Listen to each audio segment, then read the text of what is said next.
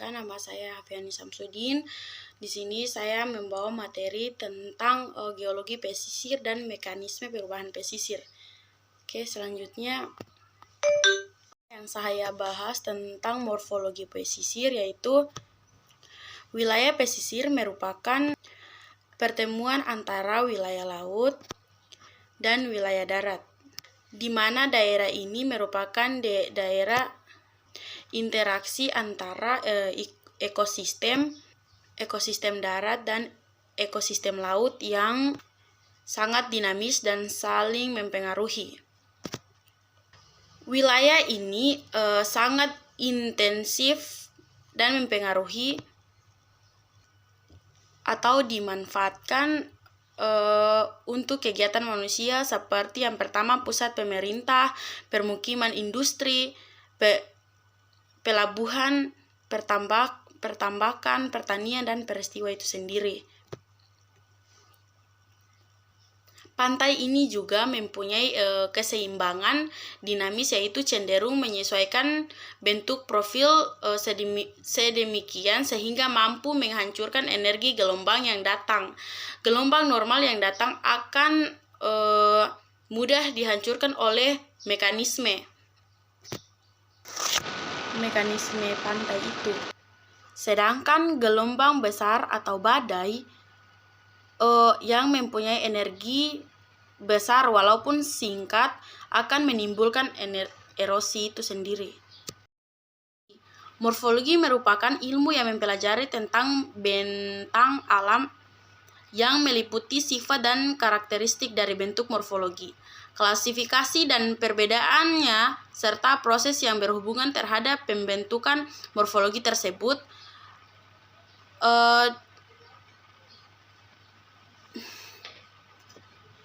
Itu juga menurut Rockmin Daud 2001.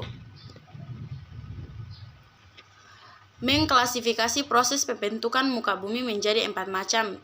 Nah, yang pertama yaitu proses yang berlangsung dari dalam bumi atau yang disebut dengan endogen, yang membentuk morfologi gunung api, bentuk menggunakan liputan pegunungan, patahan, dan undak pantai.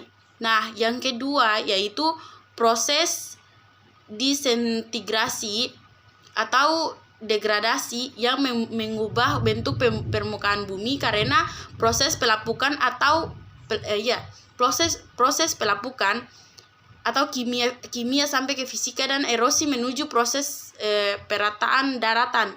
Nah, yang ketiga yaitu proses agradasi yang membentuk permukaan muka bumi baru dengan menumpukan akumulasi hasil rombakan atau erosi batuan pada daerah rendah, pantai, dan dasar laut. Nah, yang keempat yaitu proses biologi yang membentuk daratan bigonik seperti terumbu karang dan rawa gambut. Oke, selanjutnya yaitu tentang pantai dan pesisir. Nah, pantai dan pesisir dapat diketahui dari beberapa pendapatan para ahli, antara lain yang pertama, di sini saya sebut hanya satu para ahli saja. Nah, yang pertama yaitu menurut Ginting pada tahun 2004, pantai adalah wilayah yang menjadi batas antara daratan dan laut. Ya, daratan dan lautan. Bentuk-bentuk pantai berbeda-beda karena menjadi proses yang beragam. Nah, seperti pengkisan, pengangkutan, dan pengendapan oleh adanya gelombang, arus, dan angin yang berlangsung secara terus-menerus. Pesisir adalah wilayah antara batas tertinggi saat air laut pasang hingga batas terendah saat air laut surut. Pesisir ini juga sangat dipengaruhi oleh gelombang air laut, merupakan zona yang menjadi tempat pengendapan hasil pengkisan air laut. Itu gelombang. Menurut Kodoati pada tahun 2010, gelombang pasang surut adalah gelombang atau fluktuasi muka air yang disebabkan oleh gaya tarik-menarik antara planet bumi dan planet-planet lain, terutama dengan bulan dan matahari. Pasang surut termasuk gelombang panjang dengan periode gelombang berkisar antara 12 dan 24 jam. Puncak pasang surut bisa disebut air pasang, dan lembahnya disebut air surut. Kemudian menurut Utoyo pada tahun 2007, gelombang merupakan bentuk gerakan air laut yang paling umum dan mudah kita amati. Utoyo ini juga mengatakan bahwa gelombang adalah turun naik yang molekul air laut membentuk puncak dan lembah. Secara umum, gerak gelombang laut terbentuk karena adanya pengaruh angin, terutama berhubungan dengan hal berikut. Yang pertama, yaitu kecepatan angin.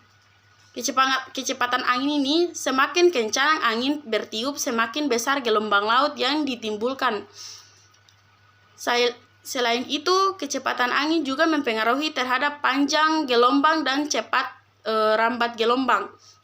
Nah, yang kedua, yaitu lamanya angin bertiup. Semakin lama angin bertiup, gelombang semakin besar.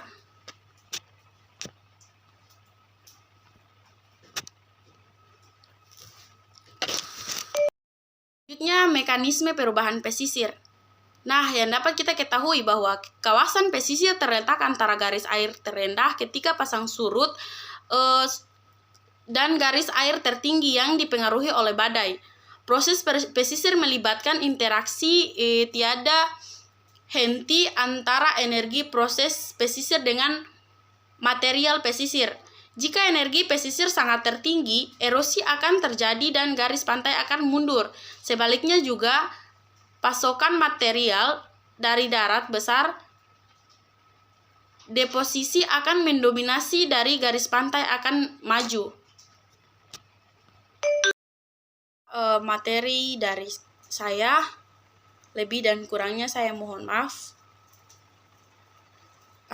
Wassalamualaikum warahmatullahi wabarakatuh.